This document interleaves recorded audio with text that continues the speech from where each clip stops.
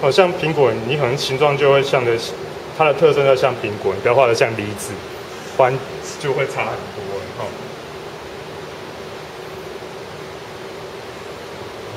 好，那今天背景的话，你可以稍微做一下哦。例如说，等一下背景的话，你可以把笔啊削一削，就是弄成粉状的这样涂抹。哦，就是混色下去做涂抹动作。那我们其实色铅笔的技法很多，那大家尽量说去试试看，我尽量去试哦。土黄色。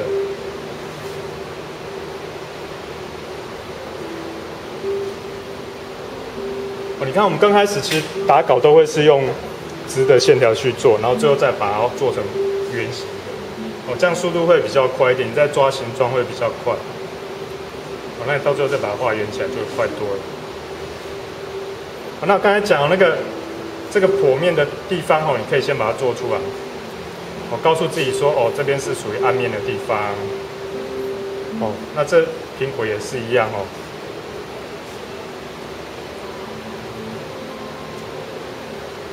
哦，这个部分应该你一刚开始就可以把它很快的做出来哦。好，那苹果这个凹陷那个果蒂的地方哦。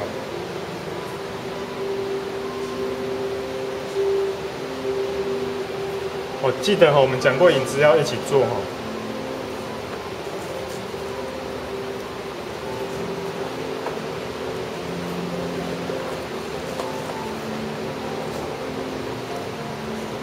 哦，就大致上这样，你就去看一下形状有没有太大的问题。哦，那这边会有一个影子。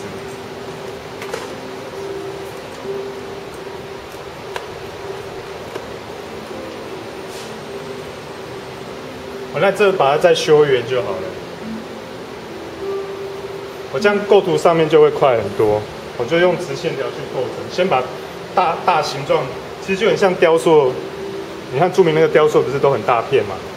它就没有雕得很细。那一样，我们就是裁大片，这样把它裁，然后到最后再修，这样速度就会快很多。而且这样基本的形状比较不容易出错，哦，它基本的体感比较不容易出错哦。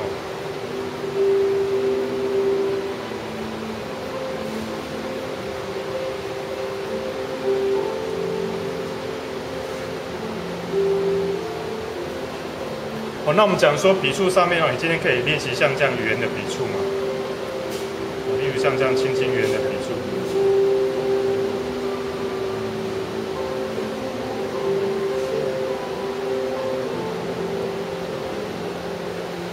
哦，那最亮的地方哦，你可以稍微先留白的下来。哦，那你也可以说，万一你不小心画的时候，你就用橡皮擦来擦就可以了。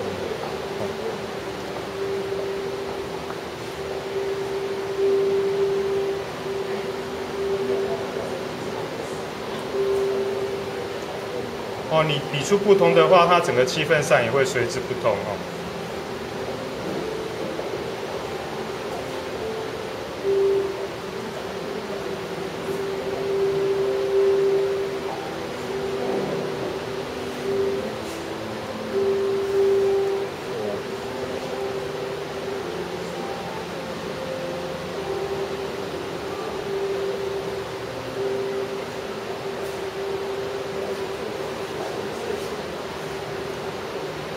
哦，你先慢慢的轻，然后再加重，它自然而然一个颜色上面就会有明暗之分，就会跑出来。那接下来我们就还要再加其他的颜色进去。哦，那像苹果你就可以用不同的，例如说你也可以这样画，哦，然后顺着它的纹路这样画进来。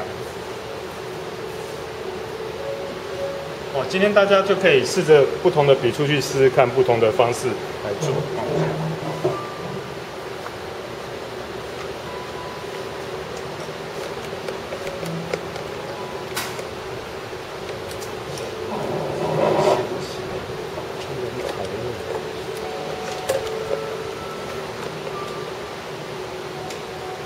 我们换黄的哈。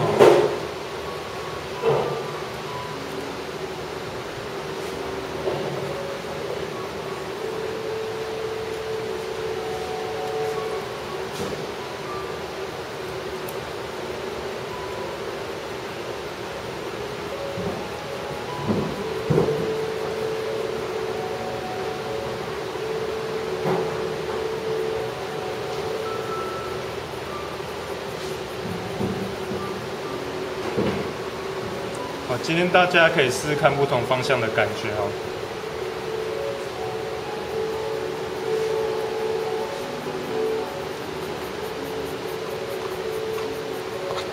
好，那像暗面的这边的黄哦，你就可以少一点点，亮面的黄可以多一点点。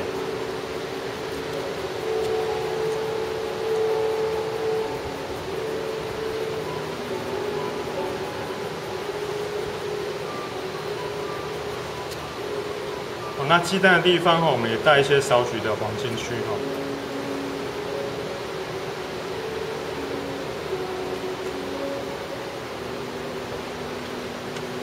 那感觉上颜色有稍微有影响到。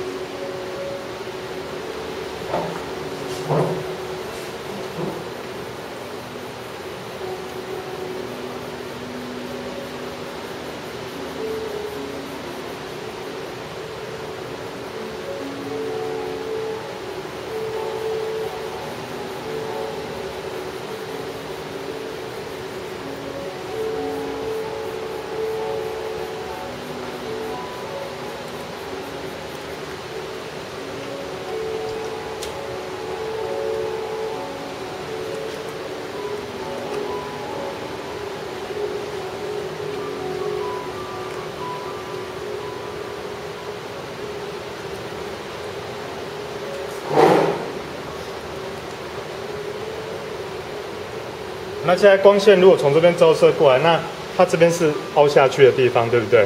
那所以说，变成说这边是亮的，这边要是暗的。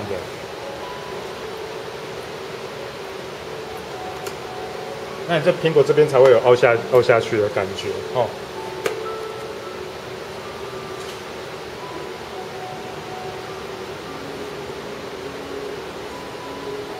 其实苹果看起来很简单哦，其实它不是那么好画，所以你们一定要画到。